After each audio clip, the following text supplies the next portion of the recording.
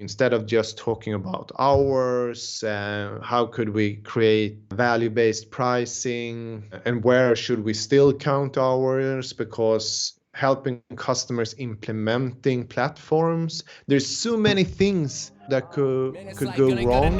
So you gotta be great, and I'ma do whatever it takes, doing what I love in life, and I'll pay the price, and not stopping even if the shit kills me, even if it kills me. Hello, my friends, and welcome to MattGron Talks. This is episode 182, and my name is Mattias Gronborg, aka MattGron, and we are running on the fumes here because I haven't had my lunch yet.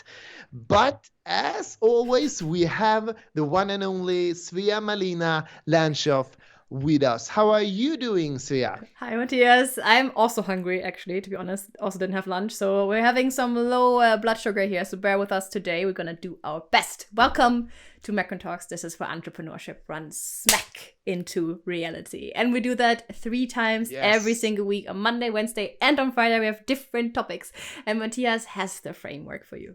Every Monday we talk about self-development, and I share my own journey growing as a human being and a leader. And every Wednesday we talk about all the things I'm learning in the entrepreneurial process and scaling up my company. And we have a Wednesday episode coming up today, and that's exciting. And this is a documenting vlog, so every Friday we'll look back on the week, and we actually see if there is anything I have learned.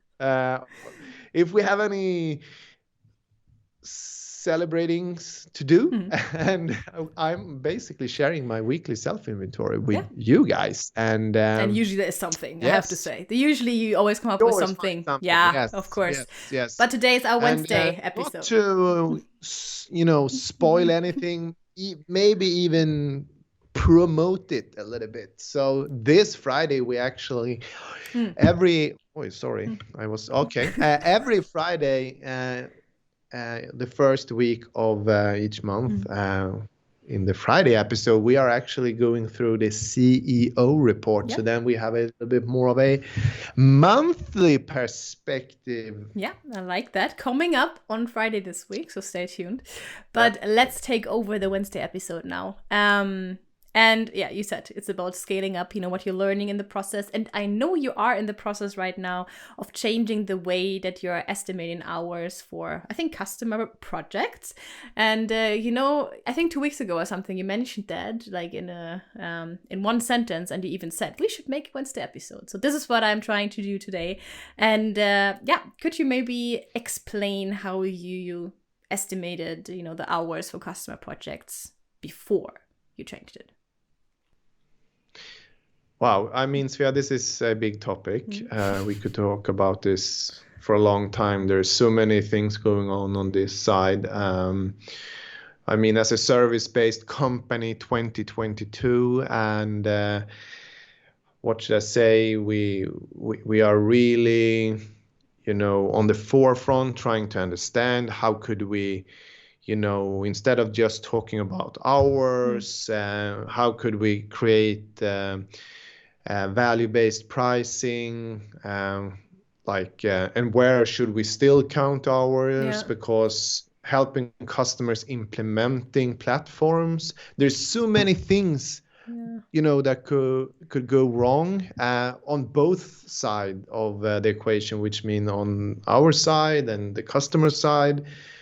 So there's a huge risk working with value-based fixed pricing in bigger implementation projects, and it's much easier in small projects. Do you understand what I mean? Like like here in Stockholm in Sweden, we have like a big implementation project going on at Slussen. I mean, they are rebuilding Slussen, which is in Sweden, in Stockholm, like a big how should I say, like a travel hub, like a point where all the subways, all the trains, the buses, everything, like every person living on the south side of Stockholm, they are actually, traveling they are traveling through this point every day. Yeah. And they are rebuilding this place because it, I don't know, it was like becoming a huge sinkhole or something. It was actually built on just wood or something, under the, Yeah. That's a long story. My point here, think about if that project, like, let's say, I don't know, they probably started to plan this project 20 years ago, or, at least discuss it. Think about it. If the first quote for that huge project, if it was like fixed price, I mean, it would never happen, And my point is, like, big projects, it's really, really hard to, like, okay, this is on a fixed price. This is a value-based pricing model for big project. But let's say writing a blog post or, delivering small marketing tactics, that could be much more easier to actually offer on a fixed price. Yeah. And sense. this is where we are, with our go-to-market process. We are, trying to find out, like, okay, how to navigate this, and also it's super important that as a growing service business that you're actually making money, and on that journey we have realized that the process we offer our customers, in a nutshell, if we make it simple, so we meet them, we help them with discovering their strategy, we help them with the platforms, and then we have a way for them to actually get the support they need around HubSpot platforms. We also have the execution step, where they, a lot of our customers, they lack bandwidth to actually execute their marketing tactics. So we offer consultants to do that, HubSpot experts. And on top, we offer what we call triangle of growth. That's actually when you hire a dedicated pilot for your rocket ship. For your rocket ship, and that person help the customer to actually balance the process, where strategy live, and also the technology, and getting the right team together. Yeah. So if we have this in front of us here now, in the beginning, we when we meet, we have a fixed price offer for defining the strategy. Then we move over to the platforms. This is where we actually working on an hourly basis, implementing big projects like Slussen in Sweden, and then during these projects, and now it's a long story, but now let's tie back to your question. In these bigger projects, we have started to estimate days instead of we are communicating days instead of hours, and then also in the execution offer, where we actually when the customer have a consultant, a HubSpot consultant from us, HubSpot expert from us, so we also estimate that consultant in days. Like, instead of hours, we communicate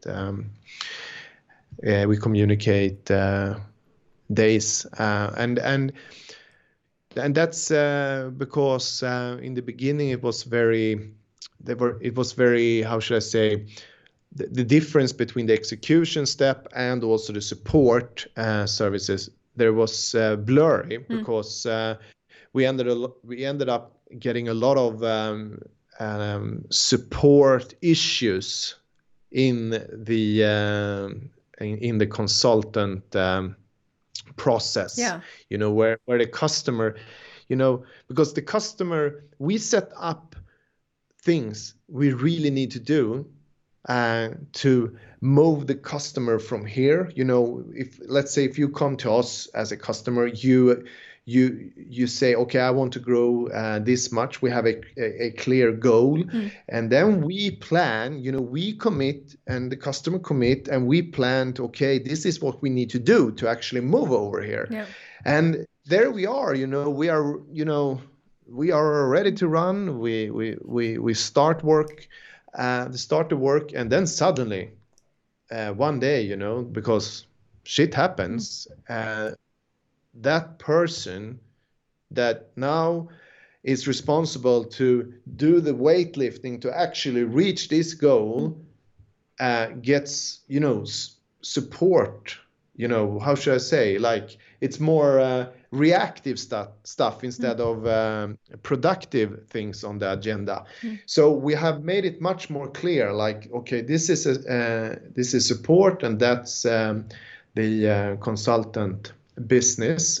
So the support errand, the support services, we are still delivering on a hourly basis, but we have a minimum debit for projects and the consultant execution offer. That was a long answer, It helped me to understand. Like, thank you for going through all the different steps. Also, it's, even though, I've heard it before, it's still good to, recap that again and get a clear understanding of how you structure things, especially when sometimes, things change or you tweak some processes. So that was helpful.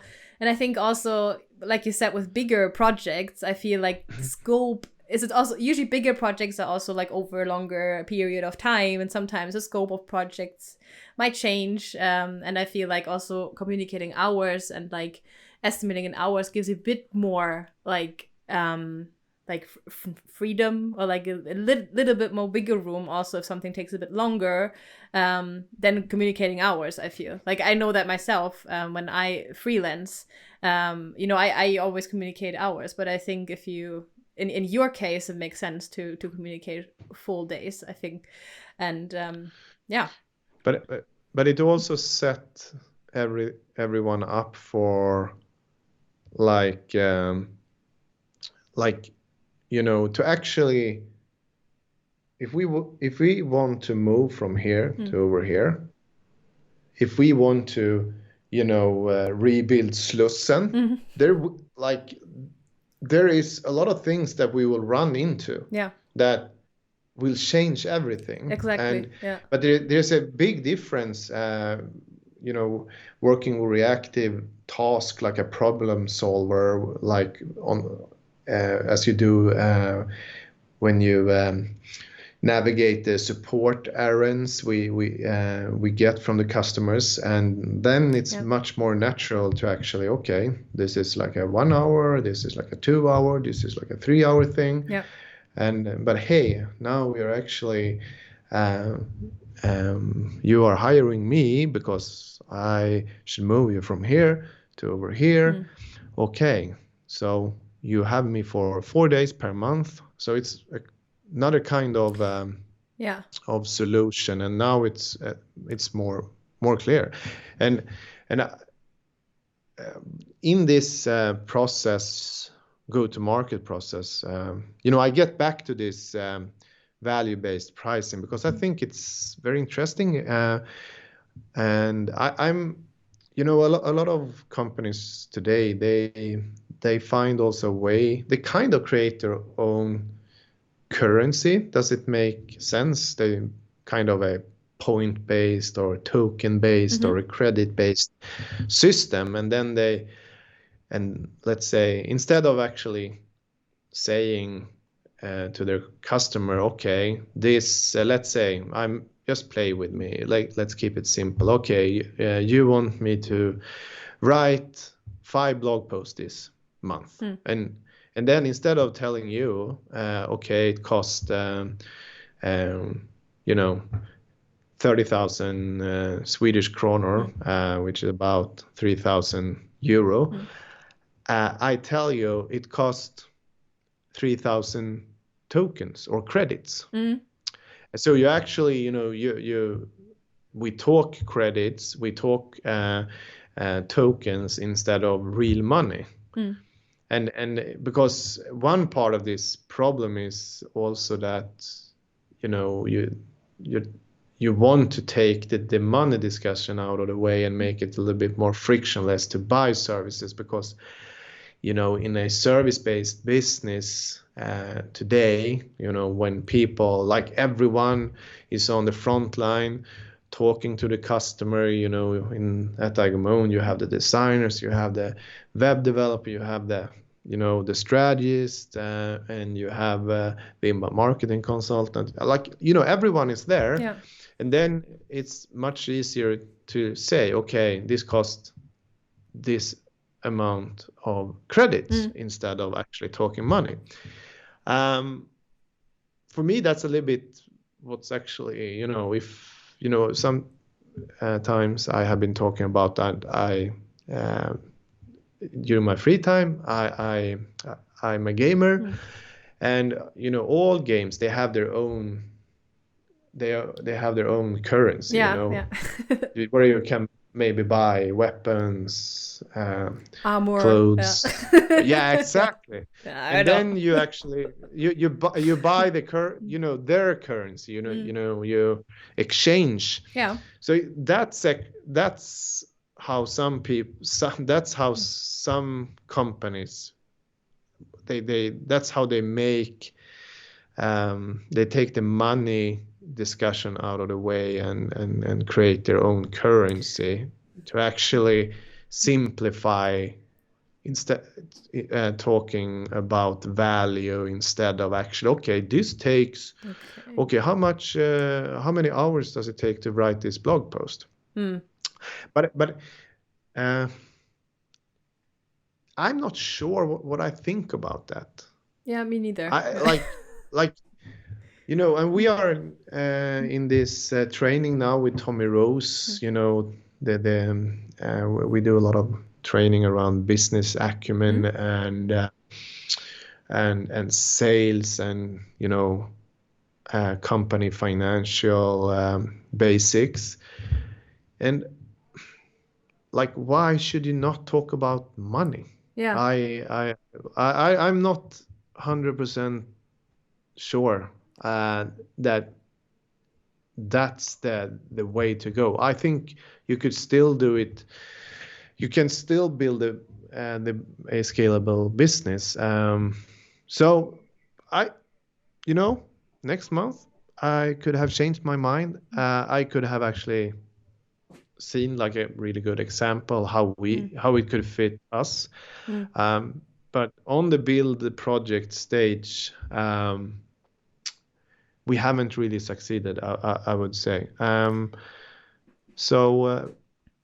Because small tasks, if we call projects like an 8-hour project or something small, you could maybe do it. But I can't really see that a big project like Slussen in the Slussen project in Stockholm. I'm pretty sure, I think there is still a couple of years before they're done. But if someone told me in 3 years, that project cost 3 billion kudos. Yeah. I would be very confused. Yeah. Okay. So yeah. Interesting that you brought this up. I have been talking a lot. Yeah. Is there any oxygen left here? Yeah, I'm about to wrap this up. Lunch. Yeah, I know you want lunch, but I was impressed by all the information you shared there, though, being hungry, because I'm also running low on energy. I'm focusing hard here, but I just want to say, I didn't know about this point system or your own currency kind of thing. That's very interesting. But I'm agreeing with you there. I'm not so sure about it, because I also feel aren't people smart enough to, or aren't people anyways going to translate into money? If someone says it's going to be 5,000 kudos, I know, but that's 5,000 euros. Is that really changing something? I mean, not for me personally. That's my point. Yeah, that's my point as well. Yeah. In bigger projects, when there is a lot of stakeholders involved, if you have a like an ongoing relationship. We really know each other, and you buy things from me, and you you 100% understand my token or kudos system. But you still need to translate that to your CEO. Well, okay, I need, need a budget for it. 4,000 kudos. Yeah. No, I mean, I need money to buy services here. Exactly. Okay. Interesting. Okay, Mattias, let's wrap this up. Separate topic. That's a separate topic, but interesting. I didn't know about that. Thanks for showing me the different ways companies do it. I had no idea. But let's wrap this up. Let's get some lunch. And you guys, thank you for watching. Yeah. If you have any questions after lunch, Mattias is ready to answer comments or an email. Like everything's down below in the information box if you want to reach out to us. Also subscribe to the channel if you like what we're doing. Hit the bell so you don't miss the next video. Because I hope to see you in the next one. Next one is the Friday episode, and this will actually be the CEO report for April. And I'm sure there's has been a lot of stuff going on in April Mattias wants to talk about. So thank you for watching, and thank you, Mattias. See you in the next one. Thank you as well, Svea. Thank you everyone for watching this crazy episode without any lunch. That's cool. But we were doing it on the fumes. See you in the next one. Bye-bye. Bye.